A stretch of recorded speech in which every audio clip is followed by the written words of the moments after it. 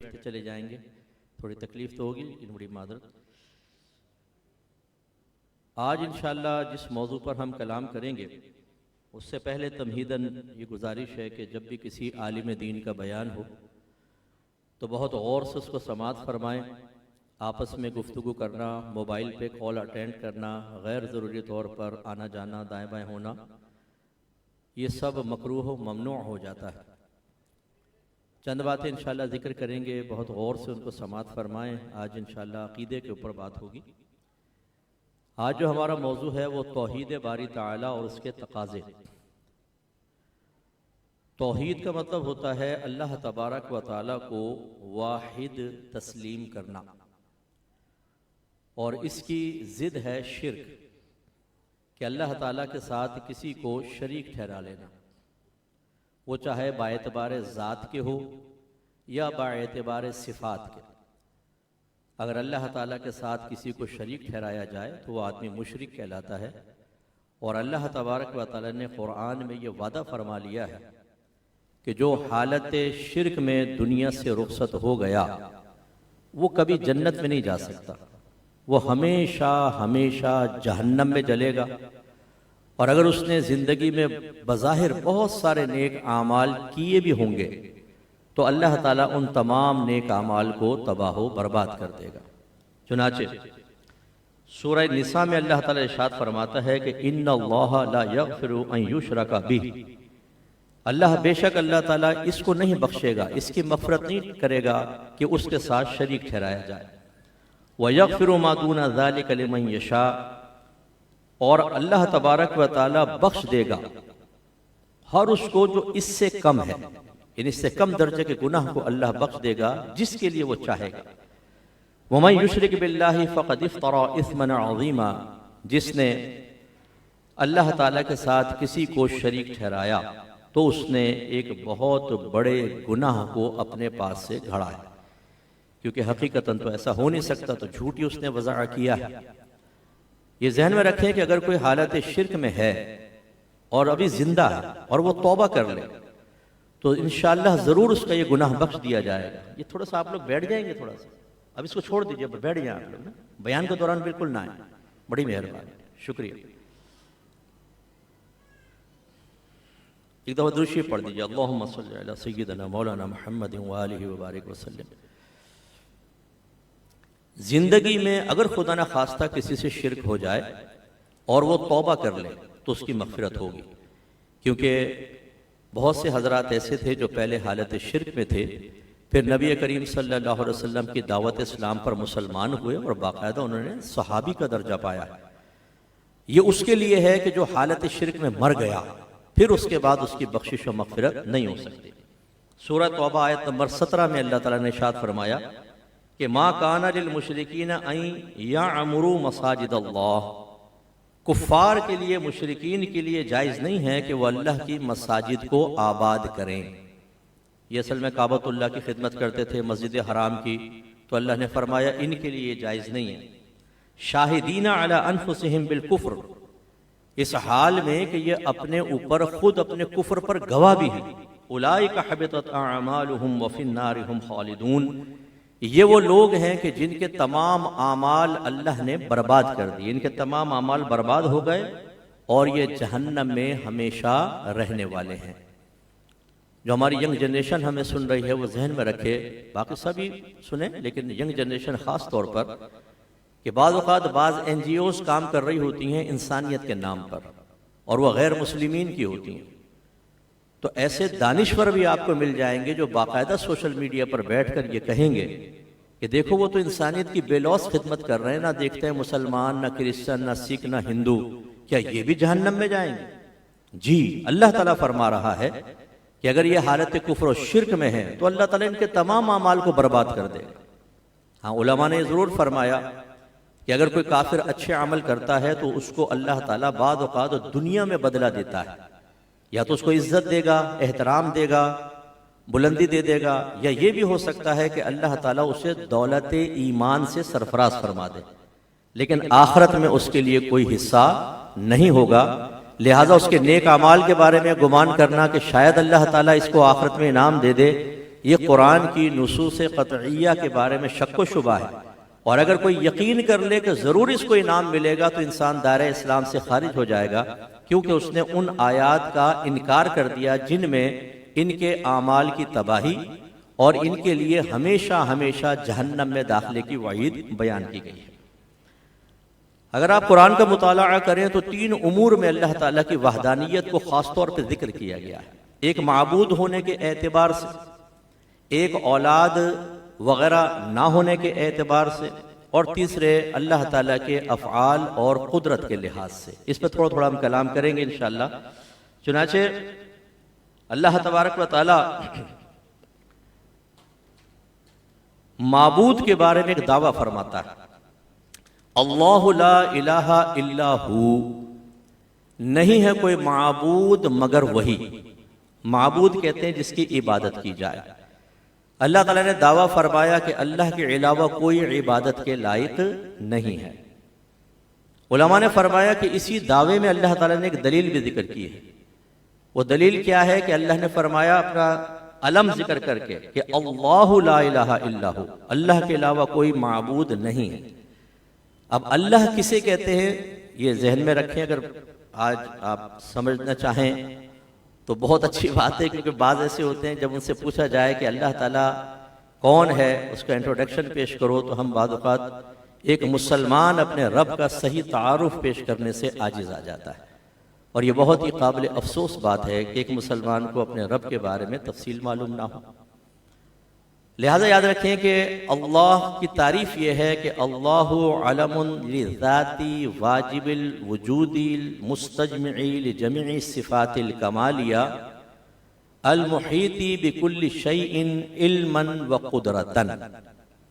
इसका तर्जमा यह है कि अल्लाह एक ऐसी ज़ात का नाम है जो तमाम सिफ़ाते कमालिया की जामिअ है और अपने इल्म और कुदरत के एतबार से हर चीज का इहाता किए हुए है, घेरे हुए है।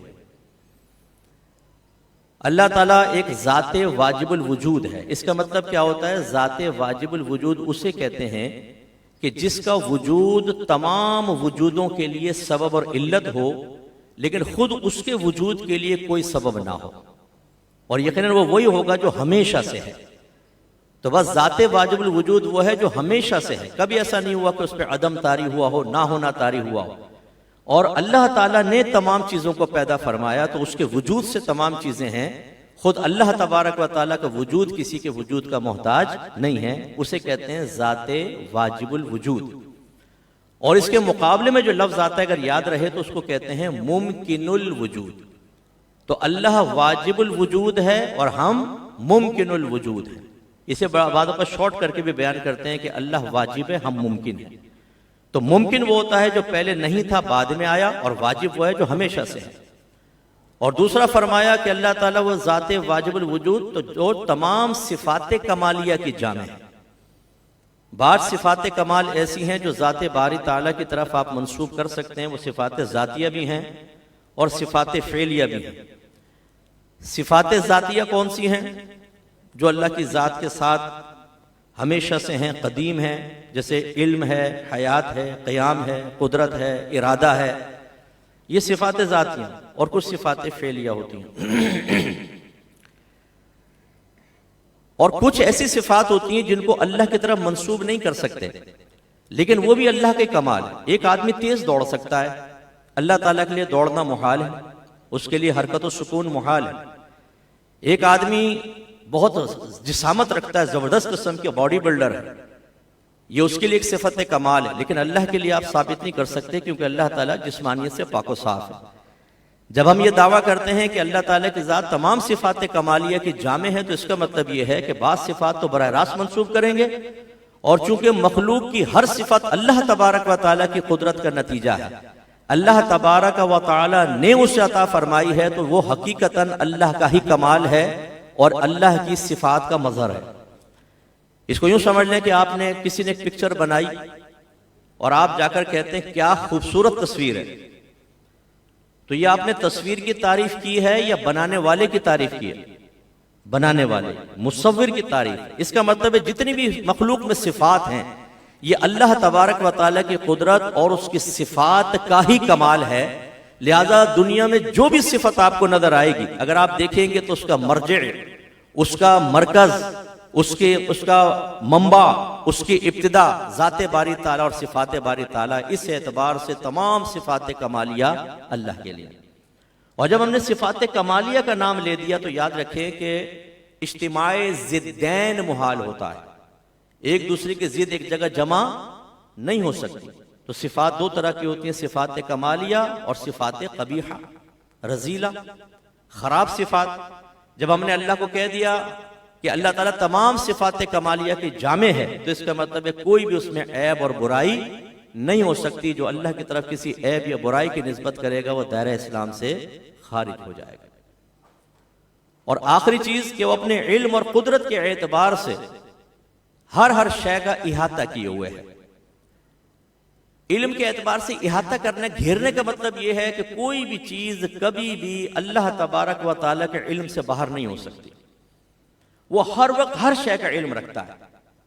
हम तन्हाई के अंदर गुनाह कर रहे होते हैं, हम एक डील करते हुए सामने वाले को धोखा देना चाह रहे होते हैं, हम इंटरनेट पर रात के 2:30 बजे बैठकर कुछ गंदा काम कर रहे होते हैं, हम किसी खराब काम के अंदर अपने बेतकल्लुफ दोस्तों के साथ मसरूफ होते हैं, हम कभी तन्हाई के अंदर हर तरह के कैम वगैरह को देख करके कुछ भी नहीं है, हम कोई नामुनासिब कदम उठाने की कोशिश करते हैं। उस वक्त कोई नहीं देख रहा होता, लेकिन अल्लाह तबारक व तआला को इल्म है कि मेरा बंदा क्या कर रहा है। हम कभी भी किसी भी वक्त अल्लाह ताला के इल्म से ओझल नहीं हो सकते। कहा जाता है कि चीजें बदलती हैं, अल्लाह का इल्म नहीं बदलता, क्योंकि वो इल्म अल्लाह की सिफत अजली है, हमेशा से है। अभी हम पैदा भी नहीं हुए थे, अल्लाह ताला सब जानता है हम क्या करने वाले हैं। उसका इल्म तब्दील नहीं होता, हमारा बदलता है। हमारे यहाँ बच्चा पैदा होता है तो हम कहते हैं यह नाक इसकी दादा पे गई, उंगलियां फुप्पी पे गई। फिर थोड़ा बड़ा होता है, हम कहते हैं नहीं नाक बदल ली थोड़ी सी, अब ये ना खाला की मुशाबत मार रहा है। हमारा इल्म बदलता रहता है। एक शख्स को आप काबिल एतमाद समझ के उस पर ट्रस्ट करते हैं, वो धोखा दे के फ्रॉड करके भाग जाता है। आप कहते हैं बड़ा फ्रॉडिया था कमबख्त, अब मुझे पता चला है। पहले आपका इल्म था कि ये दयानतदार है, ट्रस्टेबल पर्सन है, और बाद में आपने खुद कहा बड़ा फ्रॉडिया था, इल्म बदल गया। लेकिन अल्लाह ताला का इल्म नहीं बदलता। इससे हमारी भोली भाली बहनें जरा दर्स हासिल करें। बेटी की शादी नहीं हो रही होती तो कहती हैं कि अल्लाह अगर मेरी बेटी की शादी हो गई ना तो मैं 5000 नवाफिल पढ़ूंगी। अच्छा, शादी हो जाती है, अब वो हमसे मसला पूछते हैं, साहब 5000 तो बहुत ज्यादा है, कुछ कमी हुई नहीं हो सकती इसमें। अब ये होता क्या है कि हम बड़े भोले भाले ना, हमारे यहाँ अक्सर अल्लाह ताला की ज़ात व सिफ़ात पे तो घरों में कलाम ही नहीं होता। हमारे यहाँ 11वीं 12वीं तीजा 40वां 10वां 20वां ख़त्म क़ादरिया, दुरूद सलाम, शब बारात, शब मेराज, मज़ारात पर हाजिरी, चादरें, लंगर, हम इनसे बाहर निकले तो तौहीद बारी ताला या अल्लाह ताला की ज़ात व सिफ़ात पर कोई कलाम हो, अगरचे नाजायज़ नहीं है, सब जायज़ चीज़ें, खुराफात से खाली होनी चाहिए, मुस्तहब्बात हैं। अल्हम्दुलिल्लाह हम अहले सुन्नत हैं, इनके कायल हैं। लेकिन हमारे यहाँ इफरात और तफरीत है, तो अल्लाह ताला की ज़ात और सिफ़ात के बारे में कलाम ही नहीं है। हमारी घर की ख़वातीन बादुक़त अल्लाह ताला को एक इंसान की तरह महसूस करने लग जाती हैं कि अगर हमें किसी इदारे में जाके काम करवाना है, 500 रुपए देंगे तो काम नहीं होगा, 5 लाख की गड्डी देंगे तो काम हो जाएगा। तो अल्लाह ताला को यूं ही करती है, अल्लाह ताला मेरे ही काम हो गए ना, 5000 नवाफिल पढ़ूंगी। जैसे अल्लाह ताला अपने फरिश्तों से कहेगा भाई बंदी ने बहुत बड़ी कीमत लगा दी है, फौरन काम कर दो इसका। हालांकि अल्लाह तो अजल से जानता है कि ये बंदी 5000 कह रही है ना, बाद में पलट जाएगी जब काम होगा, लेकिन वो हमें नहीं पता होता। तो अल्लाह अपने इल्म के एतबार से हर चीज का इहाता किए हुए और अपनी कुदरत के एतबार से भी हर शय को घेरे हुए है। क्या मतलब? कोई उसकी कुदरत से बाहर नहीं निकल सकता, उसकी गिरफ्त से निकल नहीं सकता, उसकी गिरफ्त से भाग नहीं सकता। कहां भागेंगे, कहां जाएंगे? दुनिया से बाहर निकल जाएं, खला में चले जाएं, अल्लाह की हुकूमत। कौन से प्लेनेट पे जाएंगे, कौन सी गैलेक्सी के अंदर जाएंगे, कौन सी यूनिवर्स के अंदर आप ट्रेवल करके पहुंचेंगे, जहां पहुंचेंगे वहां अल्लाह की हुकूमत पहले मौजूद होगी।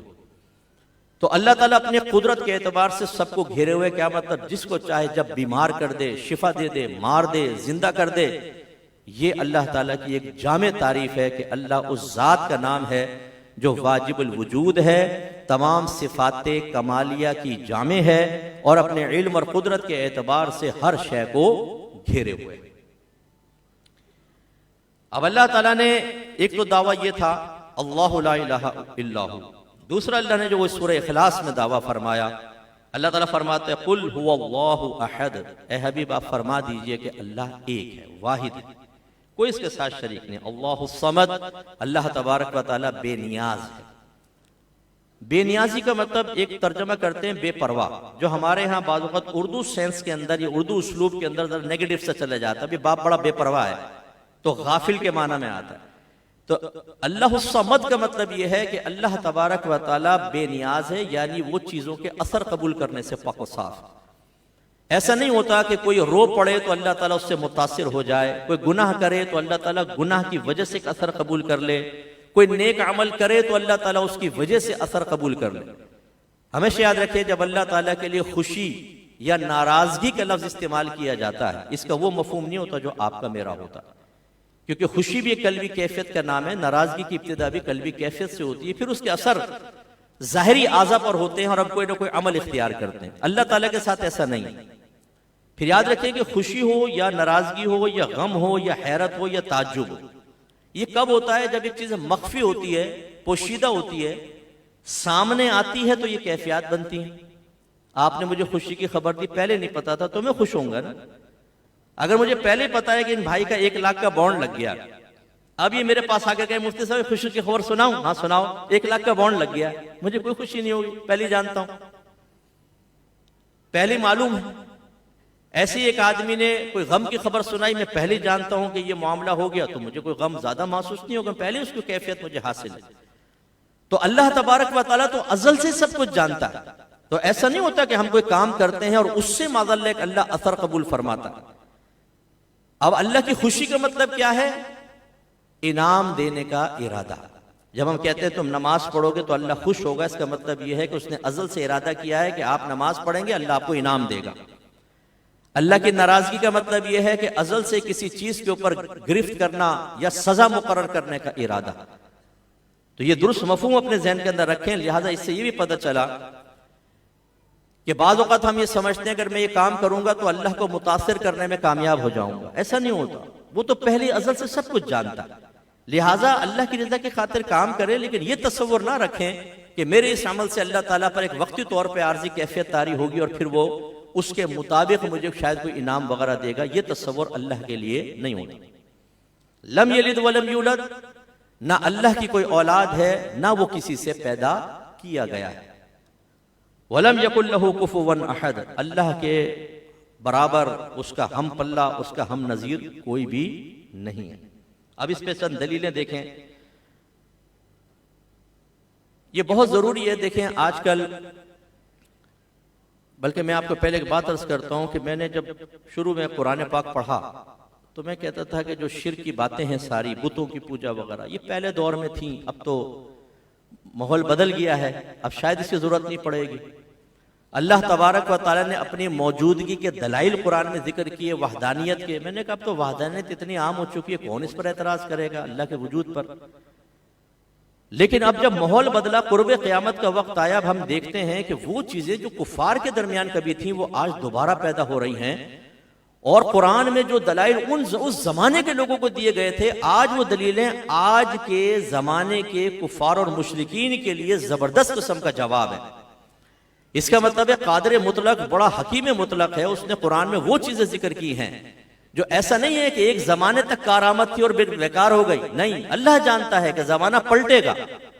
अब जैसे एथिज्म है, एथिस्ट पैदा हो गए, अल्लाह के वजूद के मुनकिर हो गए। अल्लाह ताला ने इतने जबरदस्त दलाइल कुरान पाक में जिक्र किए हैं कि कोई जानबूझकर वजूद बारी ताला का किसी और मसलहत की बिना पर इनकार करे तो करे, वरना वजूद बारी ताला को तस्लीम किए बगैर कुछ भी नहीं हो सकता। अपनी यंग जनरेशन के ऊपर गहरी नजर रखें। घर में हमारे दरसे कुरान, दरसे हदीस होना चाहिए। अगर नहीं होगा, कुरानी दलाइल हमारे बच्चों के सामने नहीं आएंगे। और एक बाप को अल्लाह तबारक व तआला का इंट्रोडक्शन पेश करने तक की सलाहियत मौजूद ना हो, उसने खुद कभी कुरान को खोलकर दलाइल को अपने जहन में महफूज रखने की जहमत गवारा ना की हो, तो आपके बच्चे उन स्कूल्स के अंदर जाकर पढ़ेंगे जिनके टीचर्स लिबरल किस्म के होंगे। वो बच्चों को गलत किस्म की तालीम देंगे। बच्चे आपके घर में आने के बाद, या क्लास फेलोज ऐसे होंगे कि जो जहन खराब करेंगे, बच्चे घर में आने के बाद आपसे क्वेश्चन करेंगे और आप कहेंगे बेटा हमें तो ज्यादा नहीं मालूम, तुम अपने टीचर से पूछ लो, मौलवी साहब से पूछ लो। फिर हर मस्जिद के इमाम साहिब उन तमाम चैलेंजेस को अपने सामने मौजूद नहीं पाते हैं जो मौजूदा दौर की यंग जनरेशन के सामने आ रहे हैं, क्योंकि उनकी अपनी एक फील्ड होती है। ऐसे लोग नहीं आते क्वेश्चन करने, तो उस पर तवज्जो नहीं करते। ये नहीं क्योंकि निकम्मापन कह रहा हूं या इल्म कम है, उनके सामने चीजें आती नहीं। अब बच्चा जब हर तरफ से मायूस हो जाता है तो वो कहता है कि मेरी एक ही सोर्स है, सोर्स फॉर इंफॉर्मेशन क्या है? Social media. वो जाता है सोशल मीडिया पर। कितने माँ बाप ऐसे हैं जो बाहर के मुझे रो रो के कहते हैं कि मुफ्ती साहब हमारा बच्चा मुल्हिद हो गया, अल्लाह के वजूद का मुनकिर हो गया, काफिर हो गया, उसने मजहब का इनकार कर दिया है और बहुत से शैतान की पूजा करना शुरू हो गए। हम इन पर क्यों तवज्जो नहीं करते कि अगर आपकी औलाद आपके सामने है, वो आपके साथ उंगली पकड़ के मस्जिद के अंदर जा रही है, तो कल इसका माइंड चेंज हो जाएगा, वो आपकी उंगली छोड़ देगा, वो आपकी मस्जिद छोड़ देगा, वो आपके नजरियात छोड़ देगा, बल्कि वो आपको कहेगा कि आप बुद्धू और बेवकूफ हैं, सारी जिंदगी साए के पीछे भागते रहे आप। असल हकीकत ये है, वरना जवाब दे मुझे। और आप कहेंगे बेटा हमें तो मालूम नहीं। बोलेगा आप अपने अकीदे के साथ आप रहें, मैं अपने अकीदे के साथ मैं रहूंगा। फिर क्या करेंगे आप? तो ये हमारी सर्दमहरी और इल्म से नाआशनाई और कुरान पाक से दूरी, ये हमारी यंग जनरेशन के लिए तबाही का सामान है। इसलिए बहुत अच्छी तरीके से इन बातों को हमें समाअत फरमाना चाहिए और समझना चाहिए। अब अल्लाह ताला ने जो मुशरिकीन ने दूसरे खुदाओं की पूजा शुरू की तो अल्लाह ने उनका रद्द किया, और रद्द करने से साबित हुआ कि वो माबूद होने के काबिल नहीं है। तो नतीजा क्या निकला कि अल्लाह की वहदानियत, अल्लाह ही माबूद होने के लायक है। अल्लाह ताला फरमाता है कि मत्तखज़ल्लाहु मिन वलदिन, अल्लाह ताला ने कोई औलाद इख्तियार नहीं की है। वमा काना मअहू मिन इलाहिन, अगर अल्लाह ताला के साथ कोई और भी खुदा होता, इज़ल लज़हबा कुल्लु इलाहिन बिमा खलक़ा, तो हर खुदा अपनी मखलूक को लेकर अलहदा हो जाता। वला अला बअदुहुम अला बअदिन, और इनमें से हर एक दूसरे पर बरतरी चाहता। जैसे बादशाहों का निजाम होता है, अगर एक से ज्यादा इलाह होते तो एक जो अपनी मखलूक को पैदा करता वो अलहदा ले जाता, दूसरा पैदा करता वो कहता ये मेरी मखलूक अलहदा ले जाता, और फिर अपनी मखलूक के सामने वो अपनी बड़ाई चाहता तो दूसरे को नीचा दिखाना चाहता, और इससे फिर क्लैश पैदा होता है, जिसको अगली आयत में अल्लाह ने बयान फरमाया सूरह अंबिया आयत नंबर 22 में कि लौ काना फीहिमा आलिहतुन इल्लल्लाह ला फसदता, अगर जमीन और आसमान में अल्लाह के अलावा कई खुदा होते तो जमीन और आसमान तबाह हो जाते। जमीन और आसमान का बेनक्स निजाम का इतने अरसे से चलना और बेहतरीन किस्म के सिस्टम का कायम रहना और उसमें किसी एरर का ना पाया जाना साबित करता है कि एक जात ऐसी है जिसको कंट्रोल कर रही है, एक जात ऐसी है जिसने उसको पैदा किया है, और वो एक ही जात है, क्योंकि दो जात होती तो लाजिम क्लैश होता, लाजिम तबाही होती और सब कुछ खत्म हो जाता। मालूम हुआ कि अल्लाह ताला के मुकाबिल अल्लाह ताला के साथ और कोई इलाह नहीं हो सकता, वो वाहिद है। इसके बाद औलाद पर आ जाते हैं। पहले दो दावे देखिए, अल्लाह ताला ने सूरह तौबा आयत नंबर 30 में बयान फरमाया, वक़ालतिल यहूदु उज़ैर इब्नुल्लाह, यहूद ने कहा कि उज़ैर अल्लाह के बेटे हैं। ये यहूद में से एक गिरोह है जो हजरत उज़ैर अलैहिस्सलाम को अल्लाह का बेटा मानता है। वक़ालतिन नसारल मसीह इब्नुल्लाह, और ईसाइयों में से ईसाइयों ने कहा कि ईसा यानी ईसा अलैहिस्सलाम जिनको मसीह भी कहते हैं, ये अल्लाह के बेटे हैं। इसका मतलब है कि यहूद का एक नजरिया यह है कि उज़ैर अलैहिस्सलाम अल्लाह के बेटे हैं, और ईसाई कहते हैं कि ईसा अलैहिस्सलाम अल्लाह के बेटे हैं, और अल्लाह तबारक व तआला के लिए औलाद तस्लीम करना शिर्क है। यहां एक आपको इल्म वाली बात मैं अर्ज कर देता हूं कि कुरान पाक में अल्लाह तबारक व तआला ने मुशरिकीन का जिक्र किया, लेकिन वहां मुशरिकीन से मुराद बुत परस्त है। हालांकि अभी आप ये देखें कि यहूद और नसारा दोनों एक एक नबी को अल्लाह का बेटा मानने की वजह से शिर्क में मुब्तला है, और जो शिर्क करता है उसको मुशरिक कहते हैं। लेकिन अल्लाह तबारक व तआला ने जहां कहीं इनका जिक्र किया तो लफ्ज़ अहले किताब से किया है। इसका मतलब याद रखें कि लुगत के एतबार से, डिक्शनरी के एतबार से, चाहे बुत परस्त हों, चाहे वो यहूद हों, नसारा हों, ये मुशरिक हैं। लेकिन शरई इस्तिलाह के एतबार से जब आप मुशरिक कहेंगे तो सिर्फ बुत परस्त पर मुशरिक का इतलाक होगा, या सूरज की पूजा करने वाला, चांद की पूजा करने वाला। यहूद और नसारा को अहले किताब कहेंगे, मुशरिक नहीं कहेंगे। इसीलिए अल्लाह ताला ने मुशरिक से शादी मुशरिका से मना की, लेकिन अहले किताब से निकाह को जायज रखा है। लेकिन याद रखिए कि क्रिश्चियन औरत से या यहूदिया से निकाह करने की इजाजत कुरान से बिल्कुल सही आयत से साबित है, इसका इनकार नहीं है। लेकिन मेरे आक़ा नेमत इमाम अहले सुन्नत रज़ी अल्लाह ताला अन्हु ने इरशाद फरमाया कि अब ये लोग अपने दीन से बहुत ज्यादा दूर हो चुके हैं और अब ये अपने असले दीन पर, असल नजरियात, असल अकायद पर हैं ही नहीं। आला हज़रत की बात को थोड़ी देर के लिए रोक कर मैं आपसे गुजारिश करता हूं। देखिए माशाल्लाह हम अल्लाह ताला की मार्फत रखते हैं, नबी करीम सल्लल्लाहु अलैहि वसल्लम की पूरी हयात तय्यबा महफूज है, इस्लाम की तालीमात महफूज हैं। अल्लाह ने हमें वो कुरान अता फरमाया जिसमें इंसानी तसर्रुफात हो ही नहीं सकते, ये क़यामत तक महफूज है। यानी अल्लाह भी कामिल, दीन भी कामिल, रसूल भी कामिल, किताब भी कामिल। लेकिन क्या हम मुसलमानों को अपने दीन के बारे में मालूमात हैं? बुनियादी तालीमात मालूम कर ली जाए, हम नहीं जानते। जब हर चीज हमारे पास कामिल मौजूद, तब भी हम अपने दीन से इतने दूर। और जिनके पास मालूमात ही कामिल ना हो, ना उनकी मजहबी किताबें महफूज, खयानत नहीं करती कि मोहब्बत का इजहार शौहर के साथ और गैर मर्द के साथ उसका मिलाप है, गैर मर्द की तरफ कल्बी मयालान है, ऐसा नहीं करती। सरकार ने फरमाया तुम नेक सीरत बच्ची को इख्तियार करो। जब मुसलमानों के अंदर अल्लाह ताला नबी करीम सल्लल्लाहु अलैहि वसल्लम तीन को नेगलेक्ट फरमाने का कह रहे हैं कि आप नेक सीरत बच्ची की तरफ आए, तो खुद सोचिए कि क्या नबी करीम की ये मशीयत और ये मर्जी होगी कि मुसलमान बच्ची को छोड़कर अब क्रिश्चियन औरत की तरफ, यहूदिया की तरफ माइल हो जाए या हिंदू लड़की की तरफ माइल हो जाए?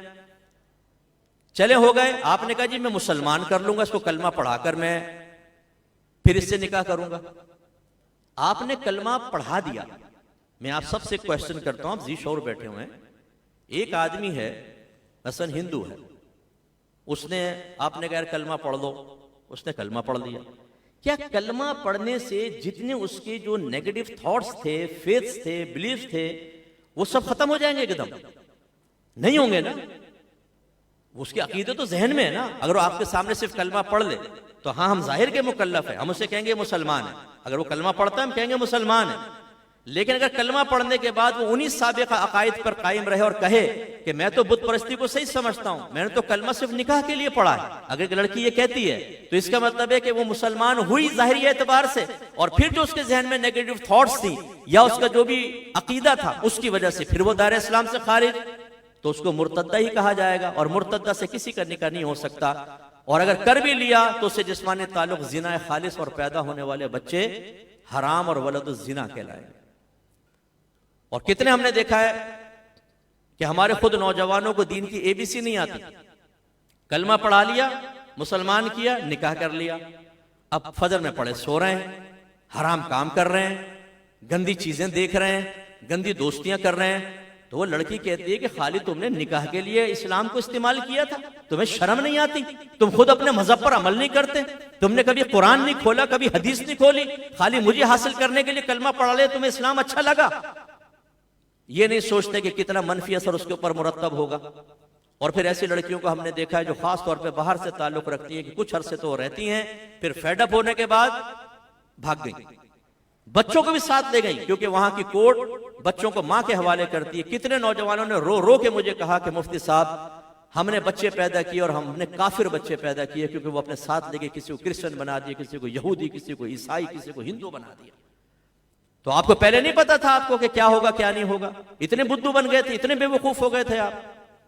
इसलिए मेरे बच्चों, अगर आप फर्ज कर लें किसी के मजाजी इश्क में मुब्तला ही हो गए हैं और आप कहें कि मुफ्ती साहब अब तो कुछ भी हो जाए, आर पार का मामला होगा, देखा जाएगा, तो फिर मेरा आपको यह मशवरा होगा कि चलें ठीक है, आप कलमा पढ़ाएं और ये शर्त रखें उस लड़की के साथ कि 1 साल तक तुम्हें हमारा दीन सीखना होगा। और खाली उसे नहीं, फिर खुद भी दीन सीखना शुरू करें। इसके लिए मैं आपको सर्विस प्रोवाइड कर देता हूं, हमारी एकेडमी से ज्वाइन करवा दीजिएगा। 1 साल में हर वो चीज दे देंगे उसको जो इंशाल्लाह एक अच्छी बीवी, एक अच्छी माँ और एक अच्छी मुसलमान औरत के लिए जरूरी है। 1 साल तक या तो वो भाग जाएगी, या 1 साल तक जब वो मजहब को सीखेगी, अकीदा भी सीखेगी, अहकाम शरइया अमलिया सगीरा कबीरा ज़ाहिरी बातिनी गुनाह, तो इंशाअल्लाह अज़्ज़ा वजल दीन उसके जहन में रासिख हो जाएगा। और जब हमें पता है कि ये उस मजहब से ताल्लुक रखती है, तो जो उसके गलत अकीदे हैं उनका रद्द किया जाएगा, उस पर एतराज किया जाएगा, जो एतराज इस्लाम पर है उसके जवाब सिखाए जाएंगे, उस बच्ची का जहन बिल्कुल क्लियर हो जाएगा। और वो पहले इस्लाम को निकाह के लिए कबूल कर रही थी और अब इंशाअल्लाह वो हक समझकर कबूल करेगी और बड़े खुलूस के साथ करेगी। फिर ये करें, लेकिन क्या करें नौजवानों का, 1 साल इतना तो मैं वेट नहीं कर सकता, तो फिर क्या करें भाई? फिर आप कलमा पढ़ा के कर लो, फिर देख लेना आगे। वो एक पंजाब के लड़के ने एक अंग्रेजनी को कलमा पढ़ा के शादी कर ली। वो कहने लगा वो सुबह सुबह ट्राउजर पहन के खेतों में भागने के लिए निकल जाती है, जॉगिंग करने के लिए। वो सारे दराती छोड़ के भाभी को देख रहे हैं, भाभी भाग रही है सामने से, कह रहा मैं तो सर पकड़ के बैठ गया हूं, इसको रोकू तो रोकू कैसे, करो और शादी। तुम तो हीरो बन गए थे कि गुजरांवाला के नौजवान ने अंग्रेजनी का दिल जीत लिया, अमेरिका उतर आया है साहब आंगन में। अब अमेरिका जब जॉगिंग कर रहा है, रोक के बताओ सुपर पावर को। ये हाल होता, सोचे समझे बगैर। एक नौजवान ने कहा मैं एक जापानी लड़की से शादी करना चाहता हूं मुफ्ती साहब। उनकी वालिदा ने मुझे कहा मुफ्ती साहब इसको समझाएं। फिर उसको सारी बात समझाई। उसने सोचा होगा टमाटर जैसे बच्चे पैदा होंगे, छोटी छोटी आंखें पाटा टाटा करेंगे तो मजा आएगा, जरा इनफरादी बच्चों को गोद में लेंगे तो सारे कहेंगे यार कैसा बच्चा है, बाप पाकिस्तानी बच्चा जापानी, जबरदस्त भाई। फिर जब समझाया तो उसने फिर उस तौबा की कि हाँ नहीं आप सही कह रहे हैं, वाकई एक नफसानी ख्वाहिश तो मेरी पूरी होगी, लेकिन वो मेरे बच्चों की ना अच्छी माँ बन सकती है ना मेरी मुखलिस बीवी बन सकती है। एक नौजवान ने मुझे बताया कि साहब मैंने ऐसी एक लड़की को मुसलमान करके शादी की, एक दिन मैं घर पर आया तो 5-6 लड़के ड्राइंग रूम में उसके साथ बैठे हुए। मैंने कहा ये क्या है? कहने लगी मेरे क्लास फेलो में मिलने आए थे, हम बातें कर रहे हैं। फिर ये होगा, आप नहीं रोक सकते, उनके कल्चर को चेंज नहीं कर सकते, उनके माइंड को चेंज नहीं कर सकते, इसलिए कोशिश करनी चाहिए कि इन चीजों से आदमी इज्तिनाब ही करे। इसके बाद देखें अल्लाह ताला ने एक तो दावा फरमाया जो औलाद के सिलसिले में है, जो हमने जिक्र किया, लम यलिद वलम यूलद, ना अल्लाह को किसी ने पैदा किया, ना अल्लाह की कोई औलाद है, ना अल्लाह को पैदा किया गया। सूरह ज़ुखरुफ आयत नंबर 81 में देखें, अगर औलाद होती है अल्लाह की तो क्या होती है? उलमा ने फरमाया कि जो औलाद होती है वो उसी की जिन्स से होती है। इंसान की औलाद इंसान, तो अल्लाह की औलाद क्या होगी? फिर खुदा ही होगी, खुदा की औलाद खुदा होगी। चुनाचे सूरह ज़ुखरुफ में अल्लाह ताला ने अपने हबीब करीम सल्लल्लाहु अलैहि वसल्लम को इरशाद फरमाया, ए हबीब कुल, आप फरमाइए, इन काना लिर्रहमान वलदुन, अगर रहमान यानी अल्लाह के यहाँ कोई बेटा होता, कोई औलाद होती, फ़अना अव्वलुल आबिदीन, कि फर्ज करें अगर अल्लाह की औलाद होती तो मैं पहला होता जो उसकी इबादत करता। ए हबीब आप फरमाएं कि अगर फर्ज कर लो अल्लाह के कोई औलाद होती तो वो भी खुदा होता, आप फरमाएं कि अगर वो खुदा होता, अल्लाह का बेटा होता, तो फिर मैं पहला उसका इबादत करने वाला होता। तो यकीनी सी बात है कि जब अल्लाह के औलाद नहीं है, क्योंकि अल्लाह तो वहदानियत के इकरार करके शिर्क की नफी कर चुका है, तो खुदा होने में औलाद भी कैसे शरीक हो सकती है? और अगर होती फर्ज कर ले तो अल्लाह ताला फरमाता है, हबीब आप कहें कि मैं पहला उसका इबादत गुजार होता, तो इसका मतलब है कि औलाद नहीं है, अल्लाह ताला बिल्कुल वाहिद और यकता है। अब आ जाए जरा कुदरत और अफ़आल में, कोई अल्लाह का हमसर नहीं हो सकता। अल्लाह ताला ने कई चीजों में नफी की है कुफार के जो माबूदान बातिलत, और उससे अल्लाह ताला की ताकत और वहदानियत का पता चलता है कि वाकई अल्लाह ही इस काबिल है कि उसको माबूद माना जाए।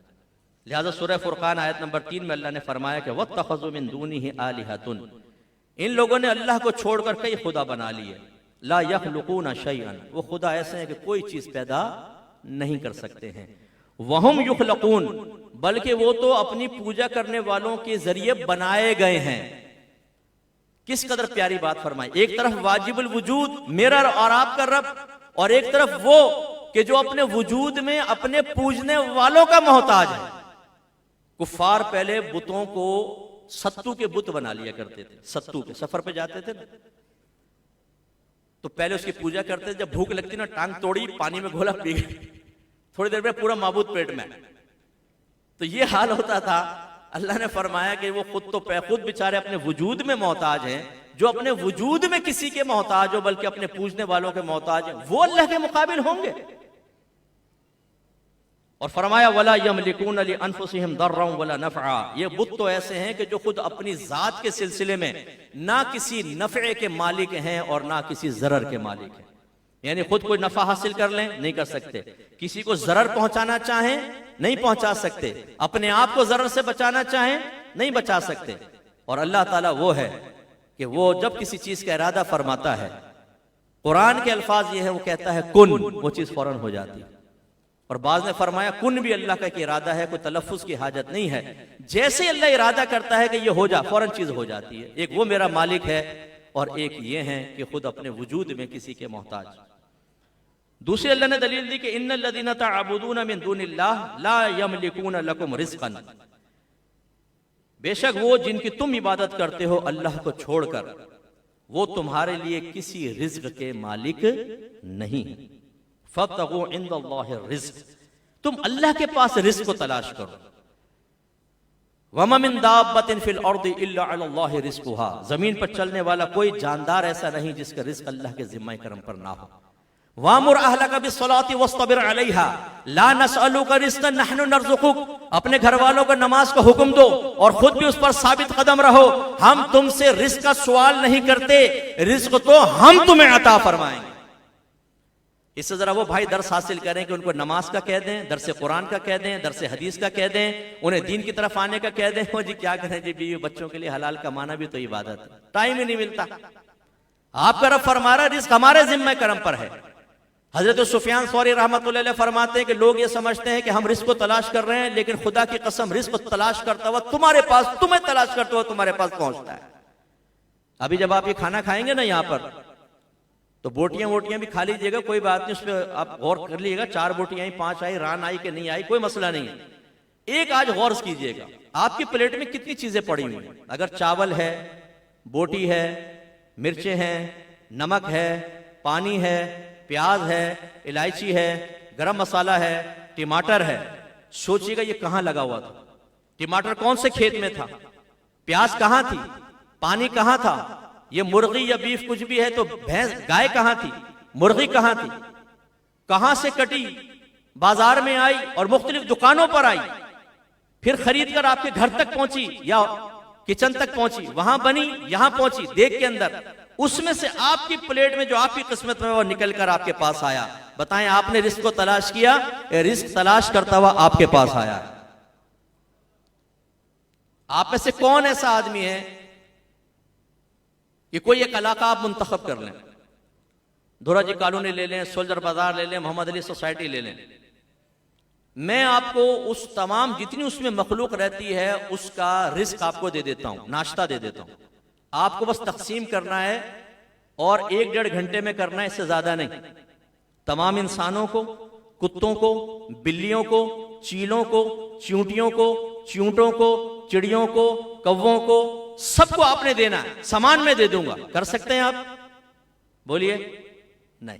इंसानों की लाइन लगा लें आप, सुबह से दोपहर होगी 150 ही होंगे, लेकिन आपका रब पूरी कायनात में एक ही लम्हे के अंदर करोड़ों मखलूकों को उनकी जरूरत के मुताबिक रिज़्क़ अता फरमा रहा है और वक्त पर रिज़्क़ पहुंचता है, कोई भूखा नहीं सोता है। मेरे आका सल्लल्लाहु अलैहि वसल्लम ने इरशाद फरमाया, जैसे अल्लाह पर तवक्कुल करने का हक है, अगर तुम वैसा अल्लाह पे भरोसा और तवक्कुल करो तो अल्लाह तबारक व तआला तुम्हें भी ऐसे ही रिज़्क़ अता फरमाएगा जैसे उस परिंदे को अता फरमाता है जो अपने घोंसले से खाली पेट बाहर निकलता है, लेकिन शाम को भरे पेट के साथ अपने घोंसले में वापस आता है। कभी किसी चिड़िया को देखा है बैंक बैलेंस बनाते हुए, सेविंग अकाउंट में अपना कुछ दाना पानी रखते हुए? नहीं।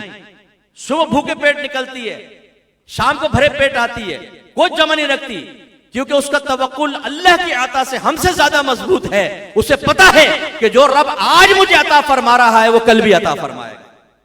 किसी कुत्ते को देखा है आपने बोटी छुपा कर रखते हुए? कभी भी नहीं देखेंगे। वो खाएगा, रात को पांव फैलाकर सोएगा, उसे यकीन है जो मेरा रब आज मुझे दे रहा है वो कल मुझे देगा। लेकिन इंसान का यकीन अपने रब पर नहीं है। हम हलाल छोड़कर हराम की तरफ बढ़ते हैं, हम रिश्वत लेते हैं, सूद लेते हैं, रिश्वत लेते हैं, हराम कमाते हैं और हम ये समझते हैं अगर मैं हराम नहीं कमाऊंगा तो आज के दिन गुजारा नहीं होगा। एक बाप अपने बेटे को समझा रहा होता है कि बेटा ये हलाल हलाल की बातें मत करो, जो हलाल की बात करेगा भूखा मरेगा। अगर तुम्हें ऐश करने, जैसे मैंने बंगले बनाए, जैसे मैंने गाड़ियां बनाई, ये लैंड क्रूजर वैसे नहीं आ जाती, कोरोला वैसे नहीं आ जाती, दुबई के अंदर मकान ऐसे नहीं बन जाता, बैंक बैलेंस ऐसे नहीं हो जाता, आदमी करोड़पति ऐसे नहीं बन जाता। थोड़ा इधर का ऊपर का नीचे का करना पड़ता है बेटा, जमाने के साथ साथ चलना पड़ता है। वो बाप ये नहीं कहता कि अल्लाह के साथ चलना पड़ता है, रसूल के साथ चलना पड़ता है, कुरान के साथ चलना पड़ता है, इस्लाम के साथ चलना पड़ता है। कहते नहीं, इनके साथ नहीं, तुम नाकाम रहोगे, जमाने के साथ चलना पड़ता है। चाहे हराम खाकर जहन्नम में चले जाओ, मुझे अपनी औलाद को जहन्नम में डालना मंजूर है, लेकिन मैं अपनी औलाद को रिस्क हलाल की तरफ लेकर नहीं आऊंगा। मेरा लाइफ स्टाइल चेंज हो गया तो मैं मर जाऊंगा। हालांकि आप में से कितने ऐसे बैठे होंगे माशाल्लाह जिनका अच्छा खासा बैंक बैलेंस है, लेकिन आपने सिर्फ छोड़कर मरने के लिए उसको जमा किया, आप इस्तेमाल ही नहीं कर सकते उसको। आप अपने औलाद को यही सिखाकर जाएंगे कि बेटा इसमें थोड़ा इजाफा करना, फिर तुम भी छोड़ देना अपने औलाद के लिए, तुम भी मर जाना। फिर तीसरा आएगा, पूरा इस्तेमाल नहीं करेगा, लेकिन हराम हलाल सब मिलाकर इसको जमा कर लेना, फिर तुम भी मर जाना, चौथे के लिए छोड़ जाना। और ऐसे ही एक वक्त आएगा सारी नस्लें तबाह हो जाएंगी और अल्लाह ताला की तरफ से ऐलान हो जाएगा, आ जाओ मैदान माशर में, अब तुमसे सुम्मा लतुसअलुन यौमइज़िन अनिन नईम, फिर तुमसे जरूर जरूर नेमतों के बारे में क्वेश्चन होगा। वहां अब्बा जान फंस जाएंगे। वादे खुदाबंदी पर एतमाद नहीं, हलाल की तरफ आने के लिए मुसलमान तैयार नहीं, हराम की तरफ पढ़ने के लिए तैयार है। और कोई हम जैसा आदमी, कोई आलिम दीन अगर इस पर करे, कोई बात कह दे, तो बाहर निकल के कहते हैं भाई यार ये मौलवियों की बातें सुन, इनकी सुन लो, फकीरी बन जाएंगे। अब खुदा की कसम, आपका फकीरी की हालत में मरकर मैदान महशर में अल्लाह की रजा पाकर जन्नत में चले जाना, इससे कहीं ज्यादा बेहतर है कि आप झूठी शोहरत के लिए, झूठे दिखावे के लिए, झूठे लाइफ स्टाइल को कायम करके दुनिया में तो इज्जत पालें, लेकिन जैसे ही आपको कब्र में रखा जाए, इतने लोगों के हुकूक आपने सल्ब किए हों कि अज़ाब कब्र आप पे मुसल्लत हो जाए और मैदान माशर में एक मुजरिम की हैसियत से इंसान आए और अल्लाह ताला हुकूकुल इबाद की वजह से हमारी नेकियां निकालकर दूसरों के नाम अमाल में डाले, क्योंकि हमने हराम कमाया, लोगों का माल खाया, उनके प्लॉटों पे कब्जा किया, वरासतें खाई हैं, तो फिर अल्लाह तबारक व तआला ऐसे शख्स को जहन्नम में फेंकेगा। क्या फायदा होगा? द डे ऑफ जजमेंट आने वाला है, उसके बारे में फिक्र करनी चाहिए। इसलिए हमारी जबानें बंद करवा देना, हमारा बयान ना सुनना, कानों में उंगलियां ठोस लेना, यह मुसलमान का शेवा नहीं है, ये काफिरों का तरीका है। कुरान पाक उठा के पढ़े, वो कानों में उंगलियां ठोस लिया करते थे जब नबी करीम तलकीन फरमाते थे। क्यों? इसलिए कि नबी करीम की तकरीर, आपका बयान, आपकी तलकीन, आपकी तबलीग उनकी राहतों को खत्म कर रही थी, उनके लाइफ स्टाइल को चेंज करने का मुतालबा कर रही थी, उन्हें हराम छोड़ने का मुतालबा कर रही थी, उन्हें एक ऐसी आजमाइश वाली जिंदगी की तरफ बुला रही थी जिसमें वक्ती तकलीफ तो थी, लेकिन अल्लाह की रिजा की वजह से आखिरत की राहतें थी। लेकिन उन्होंने कहा यह हम नहीं सुन सकते। हत्ता के लूत अलैहिस्सलाम की कौम जो गे थे, हम जिन्स परस्त थे, मर्द मर्द से ख्वाहिश पूरी करता था। अल्लाह ताला ने जब अजाब नाजिल करने का इरादा फरमाया, बार बार तलकीन के बावजूद नहीं माने, तो अल्लाह ने कुछ फरिश्ते इंसानी शक्ल में भेजे जो बहुत ही खूबसूरत थे। इन्हें पता चला इतनी खबीस मखलूक थी ये, सारे लूत अलैहिस्सलाम के घर पे जमा हो गए। कुरान का वाकया ये जो मैं आपको अर्ज कर रहा हूं, और कहने लगे कि इनको मेहमानों को हमें दो, हम इनसे अपनी ख्वाहिश पूरी करेंगे। आपने फरमाया खुदा का खौफ करो, मेरी कौम की बेटियां हैं, वो तय्यब हैं, हलाल हैं, उनसे निकाह करो। कहने लगे आपको पता है उनसे हमें कोई दिलचस्पी नहीं है, इन्हें हमारे हवाले करो। तो आप डर गए, आपने कहा मुझे इन मेहमानों के सामने शर्मिंदा मत करो। फिर उन मेहमानों ने बताया कि हम असल में अल्लाह के फरिश्ते हैं।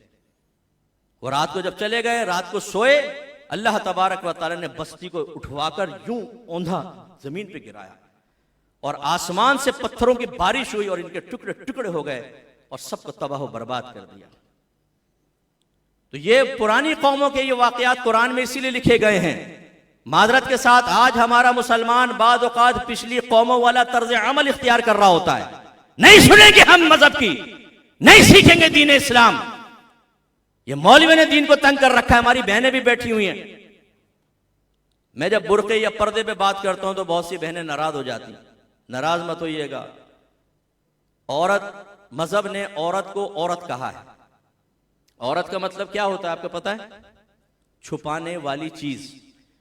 देखिए नाम ही क्या रखा है, औरत। इसीलिए सितर को भी औरत कहते हैं, शर्मगाह को भी औरत कहते हैं, क्योंकि वो छुपाने वाली चीज होती है।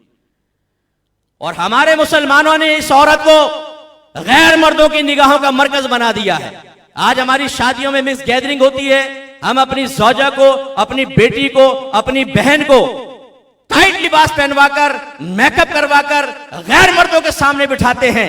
वेटर भी आ रहे हैं, मेल कजन्स भी आ रहे हैं, मेहमान भी बैठे हुए हैं, और वो खुदा ना खास्ता हमारी ज़ौजा के जिस्म पे निगाह डाल रहे हैं। आप क्या यहां पे लॉक लगा देंगे किसी के कि वो क्या सोच रहा है? हो सकता है वो हमारी किसी महरम के साथ जिना का तस्वुर ज़हन के अंदर लेकर आ रहा हो। पेश किसने किया है? हमने किया है। अगर हम हया की बात करें, हम गैरत की बात करें, हम रसूल की बात करें, हम चादर फातिमा की बात करें, हम मुजरिम। और आप अंग्रेजों के तरीके पे चले, नबी के खिलाफ तरीके पे चले। आपसे मुराद मैं जनरल बात कर रहा हूं, आप नहीं, बहुत अच्छे अच्छे लोग बैठे हुए हैं, जनरल बात, ठीक है ना? आपसे मुराद जनरल, आप अच्छे लोग हैं। लेकिन अगर कोई ऐसा है कि जो अपनी ज़ौजा को बेपर्दा लेकर बाहर निकलता है, तो फिर बराह रास्त में आपसे दायरे अदब में रह के गुजारिश कर रहा हूं, खुदारा अपने घर की बहनों को, बेटियों को, बीवियों को दावत नजारा ना बनाए, वरना मैदान महशर में अल्लाह तबारक व तआला आपको खड़ा करेगा और इसका हिसाब व किताब लेगा। तो हम मौजू में ये कह रहा हूं कि आज हम दीन से बेजार हो गए, दीन हमें बहुत बुरा महसूस होने लगा, हमारा एतमाद और एतकाद अल्लाह ताला पर कम हो गया है। अल्लाह वो है जो पूरी कायनात में रिज़्क़ तक़सीम कर रहा है। मैंने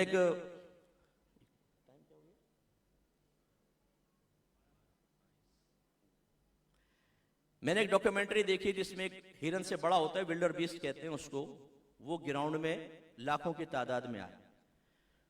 उसने बताया, जो डॉक्यूमेंट्री जिन्होंने बनाई थी, कि ये एक वक्त में 84,000 टन घास खाएंगे। कितनी खाएंगे? 84,000 टन। आपका रब कितना जबरदस्त कादिर मुतलक है। आप जरा एक भैंस पाल कर देख लें, आप कहेंगे मुफ्ती साहब 6 महीने में भैंस ने आधा कर दिया, और मेरा रब पूरी कायनात को पाल रहा है। और जो खुदा के वजूद के मुनकिर हैं, जरा उनको गौर करना चाहिए। अब जो टाइम हो गया, मौजू मेरा बहुत बड़ा था और मैं सोच रहा था कि बहुत मुश्किल हो जाएगा कि मैं इसको कवर कर सकूं, लेकिन बहरहाल जी इंशाअल्लाह चंद मैं आपको जरा अल्लाह की कुदरत और अफ़ाल के ऊपर जो अल्लाह ने बयान फरमाया, जो मैं बयान, एक तो इनका रद था। देखें, अल्लाह ताला फरमाता है सूरह नमल आयत नंबर 60 में, अम्मन खलक़स समावाति वल अर्द। इसका पीछे सियाक ये चल रहा था कि ए मुशरिको, तुम अल्लाह के अलावा किसी को खुदा बनाते हो। वो खुदा बनने के काबिल हैं या वो जात जिसने पैदा किया आसमानों और जमीन को? कभी आपने आसमान को देखा? कोई पिलर नजर आया आपको? अल्लाह ताला फरमाता है आसमान पे निगाह उठाओ, कोई नक्श नजर आएगा? फरमाया बार बार निगाह उठाओ, हर मर्तबा तुम्हारी निगाह नाकाम लौट आएगी, लेकिन तुम्हें कोई नक्श नजर नहीं आएगा। हमारी जमीन, इस कायनात का, हमारी अगर गैलेक्सी देख लेना तो इसका एक नुक्ता भी नहीं है, नुक्ता। मैं खास तौर पे नौजवानों से गुजारिश करता हूं कि यूट्यूब पे जाइएगा, लिखिएगा difference between planets of our galaxy. इसको लिखकर जरा देखिए, आप हैरान हो जाएंगे कि सूरज जो है, इसमें हमारी 13 लाख जमीनें समा सकती हैं, और इतने बड़े बड़े सितारे और सैयारे हैं कि उनमें कई अरब सूरज समा सकते हैं, और उनके अंदर तूफान हैं, हवाएं हैं, कहीं एसिड की बारिश हो रही है, कोई हीरे से बना हुआ है, और मेरा रब उन तमाम के निजाम को चला रहा है और वो थकता नहीं है। जो खुदा के वजूद के मुनकिर, उनसे पूछो जमीन से घास कैसे उग रही है, आसमान से बारिश कैसे हो रही है, कायनात के निजाम को कंट्रोल कौन कर रहा है? हम पेट में खाना उतार के डकार लेके निकल जाएंगे, इसके बाद क्या होगा? ऑटोमेटिक एक निजाम चलेगा, एसिड निकलेगा, उस खाने को गलाएगा, प्रोटीन, आयरन, पोटाशियम, मैग्नीशियम, जो कुछ की जरूरत होगी, कहां कहां, वो सब जिस्म में कारखाने लगे हुए हैं। ज्यादा बेहतर एक छोटे बच्चे की मिसाल लेंगे। जब बच्चा दूध पीता है, एक दूध से अल्लाह तबारक व तआला उसके नाखून भी बढ़ाता है, आंख को भी बढ़ाता है, बाल भी बढ़ाता है, खाल भी बढ़ाता है, उंगलियां बढ़ती हैं, दिल बढ़ता है, फेफड़े बढ़ते हैं, गुर्दे बढ़ते हैं, एक दूध से, मां के दूध से। अल्लाह ने अंदर कारखाने बनाए हुए हैं, डिफॉल्ट कारखाने हैं, जिनके अंदर चीजें तैयार होती हैं और बच्चा बढ़ता चला जाता है। हम तो गोद में खिला रहे होते हैं, मुन्ने क्या हाल है, एक लम्हे के लिए अल्लाह की कुदरत पे भी निगाह रख लें। यही बच्चा मां के पेट में था, मर्द का मादा मनविया, औरत का एग मिला, माँ के रहम में गया, इसके बाद हम बेपरवाह हो गए, हमारा कोई इसमें किरदार नहीं है। अल्लाह तबारक व तआला ने 9 महीने उस बच्चे को करवटें दी, उसको ग़िज़ा दी, वो बच्चा पैदा होता है और कितना खूबसूरत होता है, और फिर अल्लाह ताला उसको बढ़ाता है। ये सब मेरे रब का काम है। क्या ये इत्तिफाकन हो जाएगा? अगर खुदा के वजूद के मुनकिर हैं, जो मुनकिर है उसे पकड़ के कमरे में बंद कर दिया जाए, बाहर ताले लगाया जाए। अगर हर चीज इत्तिफाक से हो रही है, कोई खुदा इसको कंट्रोल नहीं कर रहा, तो फिर इनको कमरे में बंद कर दिया जाए। इत्तिफाकन तुम्हें भी खाना मिल जाएगा, इत्तिफाकन तुम भी 100 साल जिंदा रहोगे, इत्तिफाकन तुम्हें भी पानी मिल जाएगा। 4 दिन में खुदा के वजूद को ना मान ले तो मेरा नाम बदल दीजिएगा। लेकिन चूंकि ये सख्ती हो नहीं सकती, फ्रीडम ऑफ स्पीच है, आज हर एक आजाद है, दीन की पाबंदियों से राह फिरार इख्तियार करने का बेहतरीन तरीका इन्होंने ये सीखा है कि दीन का इनकार कर दो। हम तो मानते नहीं दीन, जब मानते नहीं तो अमल क्यों करें? ये सबसे बेहतरीन तरीका इन्होंने सीख लिया। अपने बच्चों को, अगर आपके बच्चे UFC देखते हैं, अगर WWE देखते हैं, अगर हॉलीवुड की फिल्में देखते हैं, तो खुदारा एक तवज्जो ये भी कीजिएगा, इनमें से बहुत सारे खुदा के वजूद के मुनकिर हैं। अगर बच्चा एक मर्तबा कल्बी लिहाज से किसी से मुतासिर होगा तो बाज़ औक़ात उसका मजहब भी इख्तियार कर लेता है।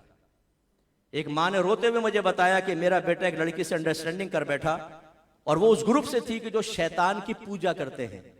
आज मेरा बेटा भी मेरे पास से चला गया है और वो शैतान की पूजा करता है। शैतान की पूजा।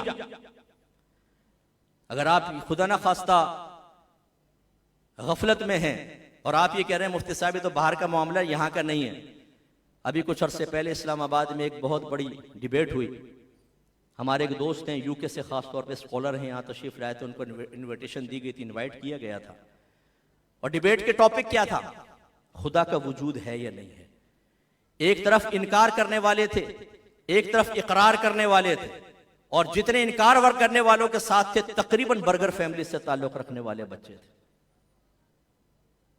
एक मशहूर लेडी शख्सियत है, मैं नाम नहीं लेता हूं, उसका बेटा भी उन्हीं के साथ मिल गया था, मुर्तद हो गया था। फिर इन्होंने बताया, जो हमारे दोस्त हैं स्कॉलर, कि 3 घंटे लगातार मैंने उससे गुफ्तगू करके उसको दोबारा कलमा पढ़ाकर मुसलमान किया है।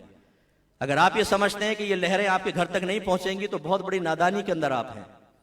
हमने तो खाली ये जाहिरी चीजें इख्तियार करके कि जी हम 12वीं भी मनाते हैं, माशाल्लाह लाइटिंग कर लेते हैं, दीगर चीजें बहुत अच्छी चीजें, लेकिन इन आमाल व अफ़ाल से कभी भी जहन में अकीदे मजबूत नहीं होते। ये मामूलात अहले सुन्नत हैं, अकायद अहले सुन्नत नहीं है। ये अकायद इस्लाम नहीं है। अकीदा सीखने से आएगा, दलीलों से आएगा। अभी जैसे मैं आपको बता रहा हूं, ये भी काफी नहीं है, ये तो मैं एक बयान कर रहा हूं। बाकायदा आपको सीखना चाहिए, इसके लिए कोर्सेज करने चाहिए, फिर इंशाल्लाह आप कामयाब होंगे और आने वाली नस्लों को आप बचा सकेंगे, वरना तबाही है। अब मैं इसमें आखिर में लेकर आता हूं, इसमें अल्लाह ताला वाहिद है, माबूद होने के एतबार से भी, औलाद भी नहीं है, किसी फेल और कुदरत में कोई उसका साथ शरीक नहीं। अब इसके तकाजे क्या है, बस इसी पे मैं बयान खत्म करूंगा। इससे कम से कम 5 तकाजे हैं। पहला तो ये कि सिर्फ अल्लाह की इबादत की जाए, जब वाहिद है तो उसी की इबादत की जाए, और बिल्कुल ठीक है, उसी की इबादत करनी चाहिए, हम बिल्कुल इसके कायल हैं। लेकिन हमारे यहां बाद वक़्त इफरात व तफरीद बहुत ज्यादा हो गई है। देखिए, अल्लाह तबारक व तआला अज़ल से वाहिद है, उसने फरिश्ते पैदा किए, वो भी मुवाहिद थे। इबलीस को पैदा किया, वो भी मुवाहिद था और तौहीद का इकरार करने वाला था। लेकिन उसी रब ने फरिश्तों और शैतान को कहा, इबलीस को कहा कि आदम को सजदा करो, और उन्होंने सजदा किया। इबलीस ने इनकार किया। इबलीस तौहीद का मुनकिर नहीं हुआ था, अल्लाह की वहदानियत का इनकार नहीं कर रहा था, उसके रब होने का इनकार नहीं कर रहा था। उसने कहा मैं नबी को सजदा नहीं करूंगा। अल्लाह ने फरमाया करना होगा, नहीं किया तो अल्लाह ने फरमाया अबा वस्तकबरा वकाना मिनल काफिरीन। इसने इनकार किया, तकब्बुर किया और कुफ्र करने वालों में से हो गया। सवाल यह पैदा होता है कि सजदा गैरुल्लाह को करना, ये तो शिर्क होता है। एक तरफ अल्लाह ताला कुरान में वहदानियत के दलाइल दे, और दूसरी तरफ अगर शैतान वहदानियत के इकरार करते हुए वहदानियत के तकाजे के मुताबिक गैरुल्लाह को सजदा करने से इनकार करे तो उसका ईमान सल्ब कर ले। ये क्या है? इसका जवाब यह है जो बातों को समझ में नहीं आता, और वो कहते हैं जी मज़ारात पर शिर्क हो रहा है। देखें, मज़ारात पे सजदे कर रहे हैं, सारे मुशरिक हो गए। तो क्या अल्लाह ताला ने शैतान को शिर्क की दावत दी थी? बोलिए, बोले। फरिश्तों को यह कहा था कि तुम शिर्क करो। इसका मतलब यह है कि गैरुल्लाह को सजदा हो तो यह भी हो सकता है कि शिर्क ना हो। अब इसको समझिए जरा। आहले सुन्नत पर एक इल्जाम लगाया जाता है कि जी ये मज़ारात पर शिर्क करते हैं, और वो क्या है? सबसे बड़ी चीज ये कि सजदे करते हैं। याद रखें कि सजदे दो तरह के होते हैं, बड़े सजदे। एक सजदा इबादत और एक सजदा ताजीमी। सजदा इबादत का मतलब है कि सामने वाले को माबूद समझ कर सजदा करना। ये किसी शरीयत में जायज नहीं रहा, कुफ्र है, शिर्क है। जैसे ही किसी को माबूद समझ कर सजदा करेंगे इस्लाम से खारिज हो जाएंगे। और एक होता है सजदा ताजीमी, सामने वाले को लायक ताजीम समझते हुए सजदा करना। यह सजदा अल्लाह ने इब्लीस से करवाया था कि आदम अलैहिस्सलाम को लायक ताजीम समझो।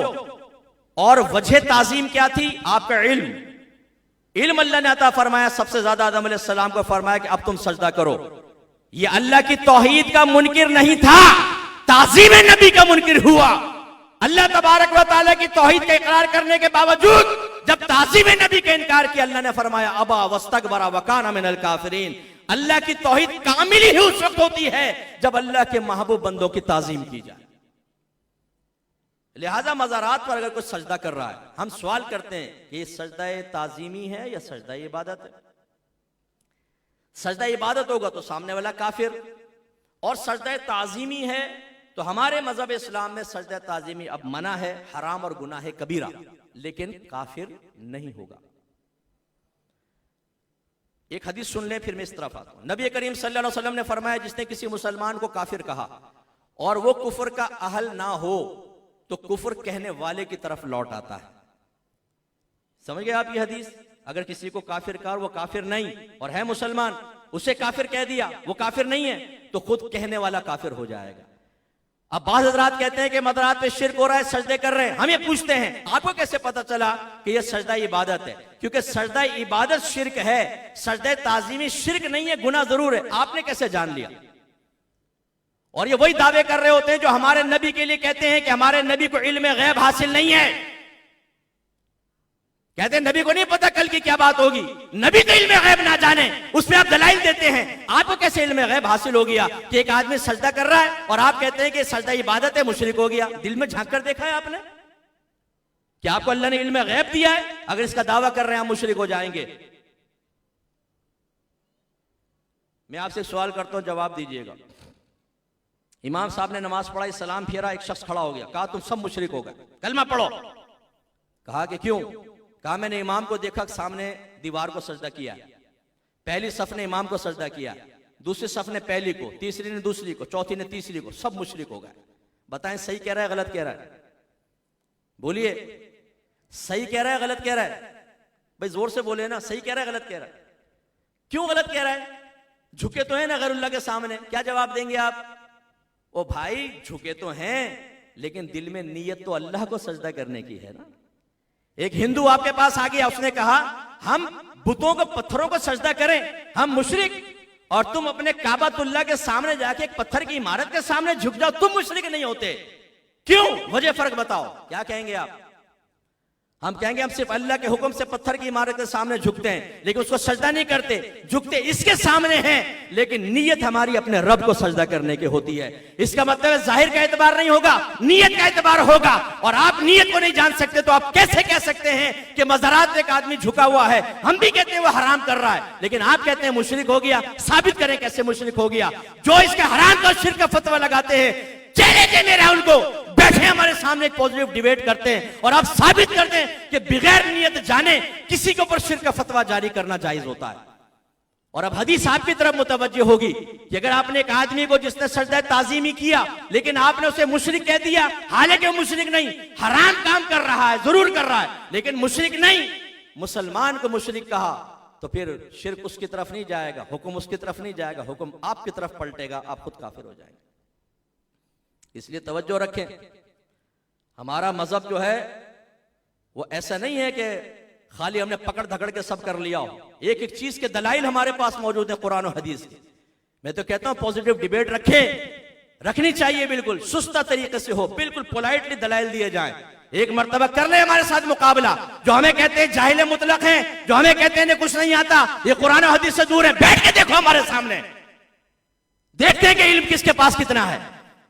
कोई दावा नहीं है, कोई बड़ापन नहीं, एक तालिब इल्म की हैसियत से बैठेंगे, बैठ के जरा देखते हैं फिर कौन जीतता है और कौन हारता है।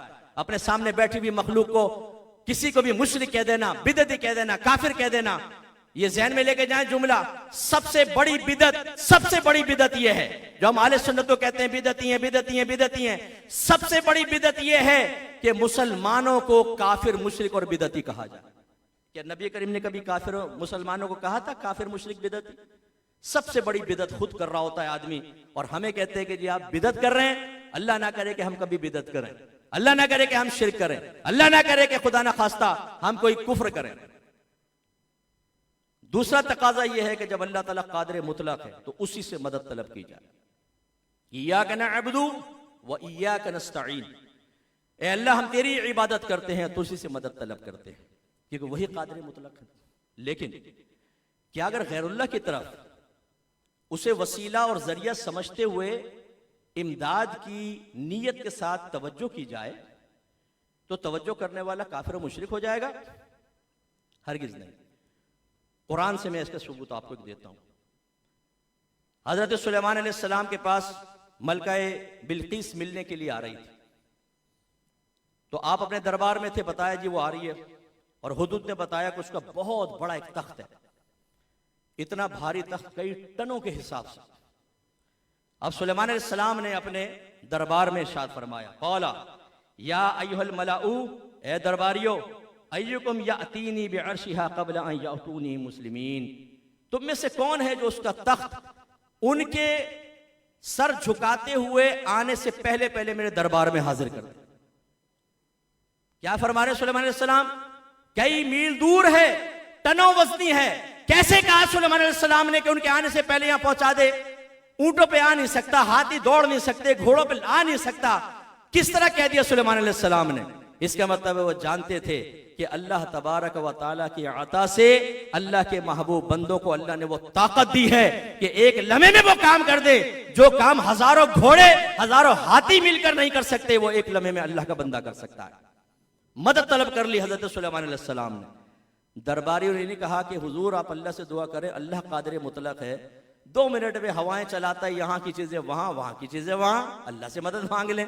नहीं, अल्लाह ताला फरमाता है क़ौला इफ़रीतुम मिनल जिन, एक जिन खड़ा हो गया बड़ा लंबा चौड़ा, अना आतीका बिही क़ब्ल अन तक़ूम मिन मक़ामिक, हुजूर इससे पहले कि आप अपनी जगह से खड़े हों मैं लाता हूं। और आपका दरबार जोहर से असर या असर से मगरिब तक होता था, यानी जोहर से असर के दरमियान ले आऊंगा, इतना लंबा फासला। व इन्नी अलैहि लक़वियुन अमीन, कवियुन अमीन, बेशक मैं इस पे कवि भी हूं, मजबूत भी, और खयानत नहीं करूंगा, क्योंकि शैतान था ना, खयानत करते थे ये, खयानत भी नहीं करूंगा, लेकर आऊंगा। लेकिन अब आसफ बिन बरकिया खड़े हुए, अल्लाह के महबूब बंदे खड़े हुए, जिन महबूब बंदों को आज बाबा बाबा कहकर उनकी बेइज्जती की जाती है, उनको जलील किया जाता है।